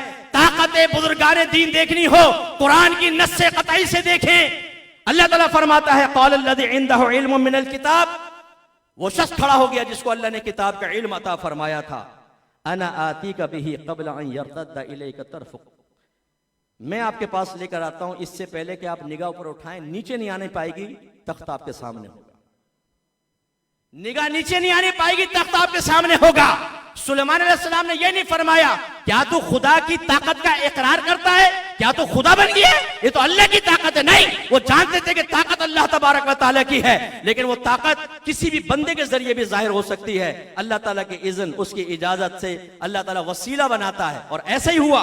अल्लाह ताला फरमाता फलम्मा राअहू मुस्तक़िर्रन इंदहू, फिर जब सुलेमान ने देखा तख्त सामने था, एक लम्हे में तख्त सामने था, लेकिन उन्होंने भी ये नहीं कहा कि वाह आसफ क्या काम किया तुमने। फरमाया क़ौला हाज़ा मिन फ़ज़्लि रब्बी, ये मेरे रब के फजल से है। हम भी इसी के कायल हैं। अगर कोई अल्लाह का वली करामत दिखाता है, अगर कोई अल्लाह ताला के नबी मुअज्जज़ा दिखाते हैं, अगर अल्लाह ताला के महबूब बंदे अल्लाह की अता से कुछ कमाल फरमाते हैं, हम कमाल की निस्बत उनकी तरफ करते हैं, लेकिन हकीकतन वो मेरे रब का कमाल होता है। हजरत ईसा अलैहिस्सलाम के बारे में अल्लाह ताला फरमाता है, उनका कौल नकल करते हुए, बस खत्म कर रहा हूं, अन्नी अख़लुक़ु लकुम मिनत तीन कहायतुत्तैर फअनफुखु फीही फयकूनु तैरन। हजरत ईसा अलैहिस्सलाम फरमाते हैं कि बेशक मैं अखलुकु, अल्लाह ताला खालिक है। खालिक क्या है? आप खालिक नाम नहीं रख सकते खालिक, क्योंकि खालिक सिर्फ मेरे रब की जात है। इसलिए अगर आप नाम रखेंगे तो अब्दुल खालिक रखेंगे, ये सिफाती नाम नहीं रख सकते। लेकिन ईसा अलैहिस्सलाम क्या कह रहे हैं? इसी को इस्तेमाल कर रहे हैं, हुरूफ असलिया को, अखलुकु। अब खालिक तो अल्लाह है, ईसा अलैहिस्सलाम फरमा रहे अखलुकु, मैं पैदा करता हूं। बताइए शिर्क लगेगा कि नहीं लगेगा? बोलिए शिर्क का फतवा होगा कि नहीं होगा ईसा अलैहिस्सलाम पर? कहने वाला भी अल्लाह ताला है, अपने महबूब की जबान से निकलवाने वाला भी अल्लाह ताला है। इसका मतलब है एक ही लफ्ज अल्लाह के लिए भी इस्तेमाल हो रहा है, ईसा अलैहिस्सलाम के लिए भी इस्तेमाल हो रहा है, लेकिन शिर्क नहीं हो रहा। क्यों? अल्लाह के लिए अलग मफहूम के साथ हो रहा है और ईसा अलैहिस्सलाम के लिए अलग मफहूम के साथ हो रहा है।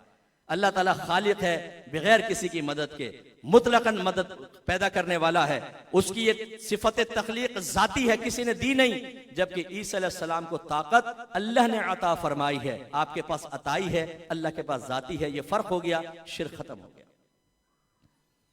और आप वाहिद मुतकल्लिम का सीगा कह रहे हैं, ये नहीं कह रहे अल्लाह ताला मुझे तौफीक देता है, ये हो गया, या अल्लाह ने किया। क्या कहते हैं? मैं अपनी तरह मंसूब कर रहे हैं। मैं बनाता हूं तुम्हारे लिए मिट्टी से एक परिंदे की सूरत, फिर इसमें फूंक मारता हूं तो वह जिंदा हो जाता है। लेकिन आखिर फरमाया बिइज़्निल्लाह, अल्लाह के हुक्म से। यह अहले सुन्नत का अकीदा है। कोई कुछ भी कमाल दिखाए, मेरे रब की इजाजत के बगैर हरगिज नहीं हो सकता, बाअताए इलाही होता। फिर कहा वह उबरिहुल अकमह वल अबरसा, मैं शिफा ठीक कर देता हूं मादरजाद अंधे को। आज मेडिकल साइंस कहती है जो पैदाइशी तौर पे अंधा है, इसकी बिनाई आना बहुत मुश्किल है। लेकिन ईसा अलैहिस्सलाम अल्लाह के बंदे, अल्लाह की आता से कहते हैं कि मैं बिनाई देता हूं। मैं अगर बरस का मरीज है, हाथ फेरता हूं, उसका मरज ठीक हो जाता है। मैं पे जरा तवज्जो कीजिएगा, आखिर में अर्ज करता हूं। वह उहयिल मौता बिइज़्निल्लाह, और मैं मुर्दों को जिंदा करता हूं अल्लाह तबारक व तआला के इज़्न से। वह नब्बिउकुम बिमा ताकुलून, और मैं तुम्हें खबर देता हूं जो कुछ तुम खाते हो। वमा तदखिरून फी बुयूतिकुम, और जो कुछ तुम अपने घर में जमा करके रखते हो ना, मैं उसकी खबर देता हूं, मैं खबर देता हूं। इसका मतलब यह हुआ असल काम करने वाला कौन है? अल्लाह तबारक व तआला। लेकिन जब कोई वसीला बनता है तो वो उस वसीला, उस काम को अपनी तरफ मंसूब कर सकता है, या हम भी कर सकते हैं। जैसे आप कहते हैं कि ईसा अलैहिस्सलाम मुर्दों को जिंदा करते थे। मुर्दे को जिंदा कौन करेगा? बंदा या अल्लाह? बोलिए कौन करेगा? अल्लाह। लेकिन यहां ये क्या कह रहे हैं? मैं जिंदा करता हूं। शिर्क क्यों नहीं हुआ? इसलिए नहीं हुआ कि आपका अकीदा दुरुस्त है। उस दुरुस्त अकीदे के साथ ये जुमला कह रहे हैं कि असल में जिंदा करने वाली जात अल्लाह की है, मैं एक वसीला हूं, लिहाजा अल्लाह की तरफ मंसूब करो, ये निस्बत हकीकिया है। और मैं वसीला हूं, मेरी तरफ मंसूब कर दो, ये निस्बत मजाजिया है। ना ये शिर्क, ना ये शिर्क, ये भी ऐन ईमान और ये भी ऐन ईमान। लिहाजा अगर कोई कहता है कि मेरे नबी ने मुझे गनी कर दिया, फुला वली ने मुझ पे करम कर दिया, और ज़हन में यही है कि अल्लाह ताला की अता से वो वसीला बने हैं मुझ तक किसी नेमत के पहुंचने का, चाहे दुआ के जरिए, बतरीक़े करामत, बतरीक़े मौजज़ा, इसमें कोई शिर्क का तसव्वुर नहीं होता। तीसरी चीज ये कि उसी से उम्मीद रखी जाए हर मामले में और हर परेशानी में अपने रब को पुकारा जाए, क्योंकि जो इतना कादिर मुतलक है उससे कोई चीज मख्फी नहीं है। वो हम वक्त अपने इल्म और कुदरत के एतबार से आपको मुझे घेरे हुए है, जैसे तशरीह की है, तो मुश्किल में अपने रब की तरफ ही तवज्जो करनी चाहिए ना। इसमें किसी का इख्तिलाफ नहीं। इख्तिलाफ उस वक्त बनता है जब अल्लाह के महबूब बंदों को इंसान अल्लाह ताला की इज़्न और इजाजत से अपने किसी मसले के लिए पुकारता है, अपनी हाजत के लिए उस तरफ जाता है। तो बाज लोग कहते हैं कि अल्लाह को छोड़कर वहां क्यों जा रहे हो? अल्लाह के खजाने में किस चीज की कमी है कि आप उसकी तरफ जा रहे हो? हम कहते हैं कि अल्लाह तबारक व तआला की तरफ मुतवज्जो होना हजारों नुसूस से साबित, जो अभी हमने कुछ बयान भी की हैं, बिल्कुल ऐन ईमान। लेकिन अल्लाह के महबूब बंदों की तरफ मुतवज्जो होना भी अगर मेरे रब के हुक्म से हो तो बताएं काबिल गिरफ्त कैसे होगा आदमी। चुनाचे अल्लाह तबारक व तआला ने सूरह निसा आयत नंबर 64 में इरशाद फरमाया, वलौ अन्नहुम यज़लमू अनफुसहुम जाऊका फस्तगफिरुल्लाह वस्तगफर लहुमुर रसूल लवजदुल्लाह तव्वाबर रहीमा। ए हबीब, इन बंदों से कह दीजिए अगर ये अपनी जानों पर गुनाह वगैरह करके जुल्म कर बैठे तो क्या करें? बोले क्या करें? ताजा वुजू करें, 2 रकत नमाज पढ़ें, अल्लाह की बारगाह में गिड़गिड़ाएं, सदका करें, उम्रा कर लें, हज कर लें ताकि गुनाह धुल जाए? नहीं, अल्लाह ने फरमाया हबीब अगर अपनी जानों पर जुल्म कर बैठे आपकी बारगाह में हाजिर हो जाएं, फिर वहां जाकर अल्लाह की बारगाह में इस्तिगफार करें, अभी भी काफी नहीं, फिर ये रसूल भी इनके लिए दुआए बख्शिश और मगफिरत करें, तो ये जरूर अपने रब को बख्शने वाला मेहरबान पाएंगे। देखिए अपने हबीब के कदमों में बुला लिया। हजरत इस्माइल बिन उमर बिन कसीर दमिश्की रहमतुल्लाह अलैह मुतवफ़ा 774 हिजरी के बुजुर्ग हैं। तफसीर इब्न कसीर बड़ी मारूफ है। इस आयत के ज़िम्न में इरशाद फरमाते हैं युरशिदु तआलल उसाता वल मुज़निबीन, अल्लाह ताला गुनहगारों और जुर्म करने वालों को हिदायत दे रहा है। इदा वक़ा मिनहुल खताउ वल इस्यान, कि जब उनसे कोई खता या गुनाह सरजद हो जाए क्या करें? अयतु इला रसूल, तो अपने रसूल के पास आए, फयस्तगफिरुल्लाह इंदहू, फिर उनके पास अपने रब से इस्तिगफार करें, वयसअलूहु, और अपने नबी से अर्ज करें या रसूल अल्लाह अन यस्तगफिर लहुम, कि आप भी हमारे लिए इनके लिए दुआए बख्शिश और मग़फ़िरत कर दें। इज़ा फ़अलू ज़ालिका, जब ये लोग ऐसा कर लेंगे ताब अल्लाहु अलैहिम, तो अल्लाह ताला अपने करम से इनकी तरफ रुजू फरमाएगा, व रहिमहुम, और उन पर रहमत फरमाएगा, व गफ़र लहुम, और उनकी बख्शिश फरमा देगा।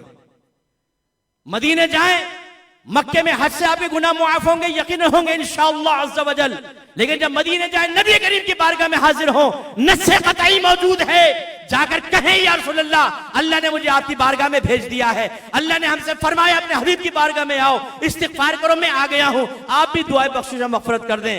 अल्लाह ताला का वादा होगा ला वजदुल्लाह तव्वाबर रहीमा, इसलिए आगे कहते हैं वली हादा क़ौला, इसी सबब से रब ने फरमाया है ला वजदुल्लाह तव्वाबर रहीमा, कि तुम जरूर अल्लाह को बहुत बख्शने वाला मेहरबान पाओगे। है तो गायब का सीगा, मैंने हाजिर का तर्जमा किया कि तुम जरूर बख्शने वाला मेहरबान पाओगे। अगर जो अहले इल्म बैठे लाम ताकीद के साथ जिक्र, जरूर पाओगे, सिर्फ ये नहीं है कि पाओगे, जरूर अल्लाह ताला को मेहरबान पाओगे, अल्लाह ताला बख्शिश फरमा देगा। देखें अल्लाह ने खुद वसीला बयान फरमाया, इसका मतलब है मदद अल्लाह से मांगी जाएगी, लेकिन वसीला इख्तियार करें अल्लाह के हुक्म से, इसमें कोई हरज नहीं होता। छठा यह कि उसी की ताजीम की जाए, अल्लाह की ताजीम करनी चाहिए सबसे ज्यादा। नमाज पढ़ें अल्लाह की ताजीम, जहन में अल्लाह की ताजीम, तवाफ करें अल्लाह की ताजीम, बिल्कुल। लेकिन क्या इबादत के दौरान नबी करीम सल्लल्लाहु अलैहि वसल्लम की ताजीम से हमारे अकीदा तौहीद पे कोई ज़रब लगेगी? यह है काबिल तवज्जो बात।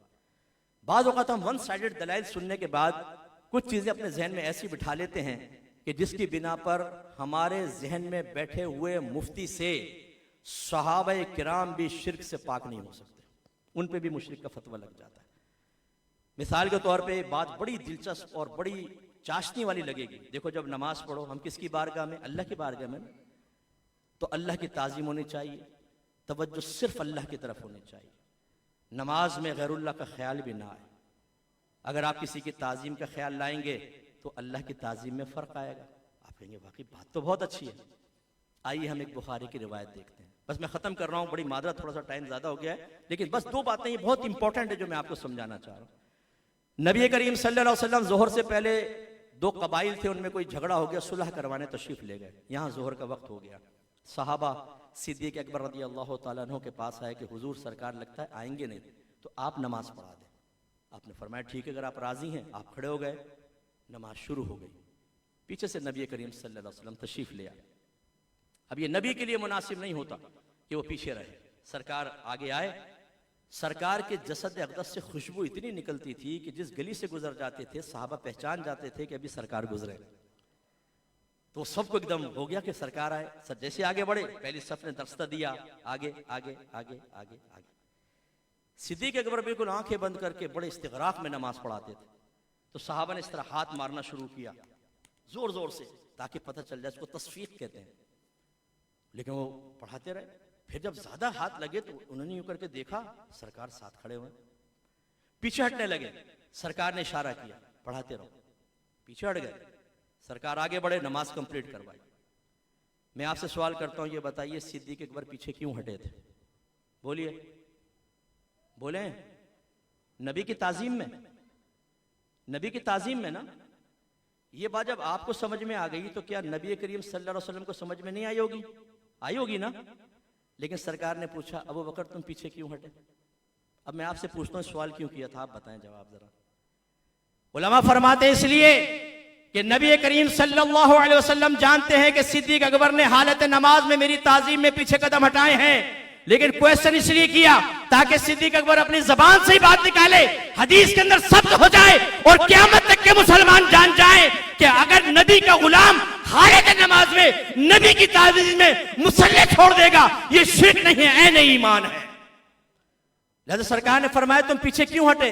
अर्ज़ किया, या रसूलल्लाह, वो कहाफा के बेटे की इतनी जरूरत क्या उसके लिए मुनासिब था कि आपके सामने खड़ा रहता?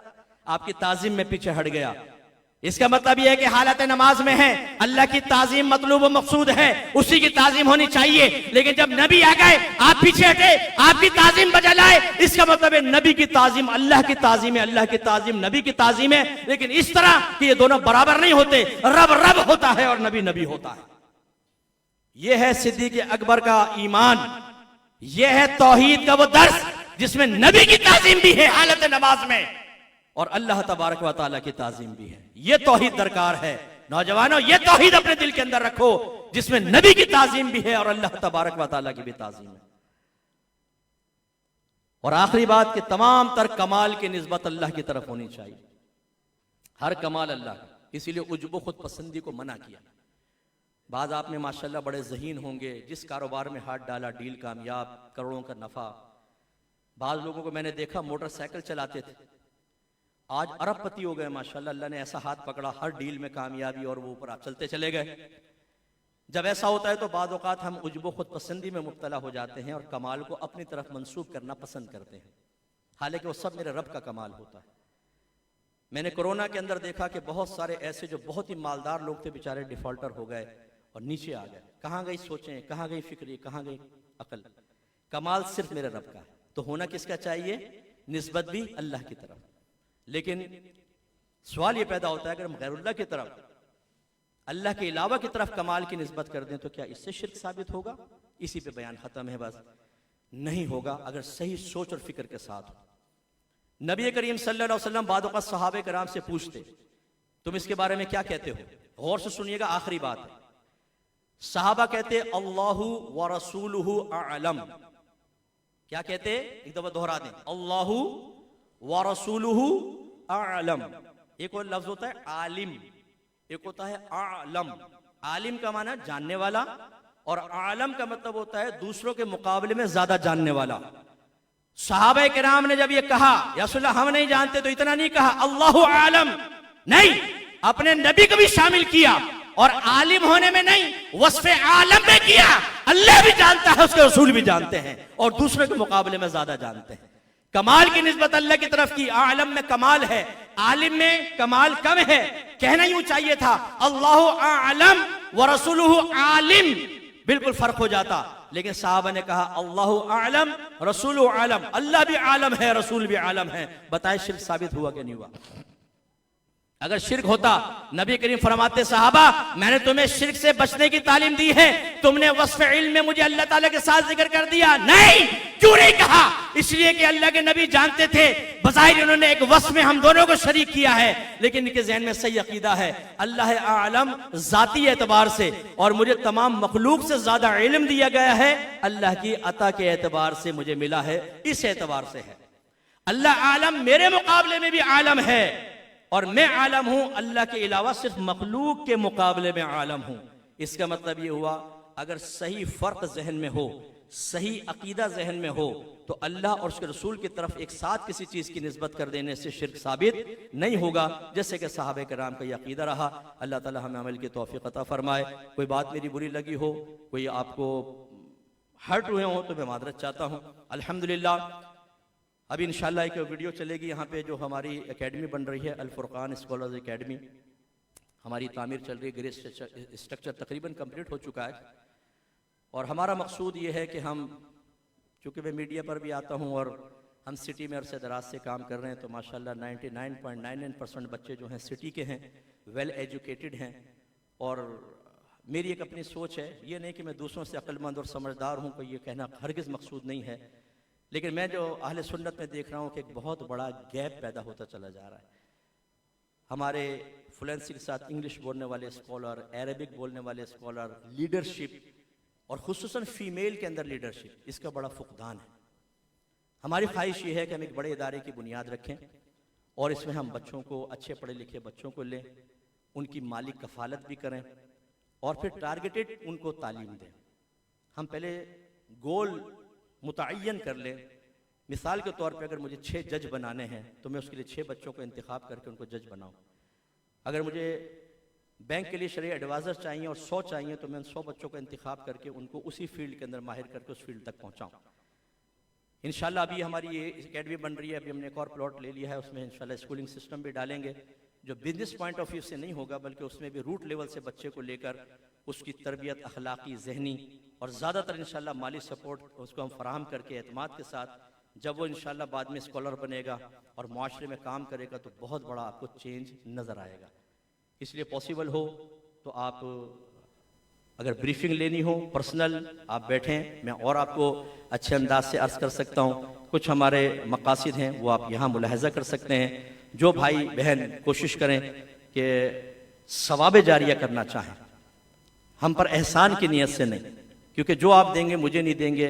नबी करीम फरमाते हैं कि जब कोई किसी को सदका देता है तो जिसको देता है उसके हाथ में पहुँचने से पहले वो अल्लाह की बारगाह में चला जाता है।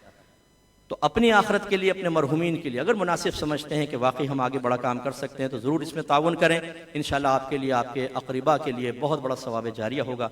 अल्लाह ताला अमल की तौफ़ीक़ अता फरमाए। इल्म जो सिर्फ किताबों तक महदूद न हो, बल्कि किरदार महदूद न हो, बल्कि किरदार साज़ी करे, सोच को जिला दे और आने वाली नस्लों को रहनुमाई अता करे। यह है अल फुरकान स्कॉलर्स एकेडमी। मुफ्ती मोहम्मद अकमल साहिब की ज़ेर सरपरस्ती एक ऐसा तालीमी इदारा जो अब अपनी दूसरी ब्रांच के साथ तकमील के आखिरी मराहिल में दाखिल हो चुका है। ये सिर्फ एक एकेडमी नहीं बल्कि एक state of the art Islamic university है, जहाँ कुरान और सुन्नत की तालीम असरे हाजिर की जदीद सहूलियात के साथ दी जाएगी। जदीद एसी क्लासरूम्स जहाँ विजुअलाइज्ड और स्मार्ट टीचिंग सिस्टम के जरिए तलबा को ज़ेवर इल्म दीन से आरास्ता किया जाएगा। जदीद सहूलियात से आरास्ता कंप्यूटर लैब जहां टेक्नोलॉजी को दीनी खिदमात के लिए इस्तेमाल करना सिखाया जाएगा। कुशादा और पुरसकून लाइब्रेरी जहां इल्म के खजाने तलबा के मुंतज़िर होंगे। मुस्तनद रहनुमाई के लिए दारुल इफ्ता जहां उम्मत को दरपेश रोज़मर्रा ज़िंदगी के फ़िक़ही मसाइल कुरान और सुन्नत की रोशनी में हल किए जाएं।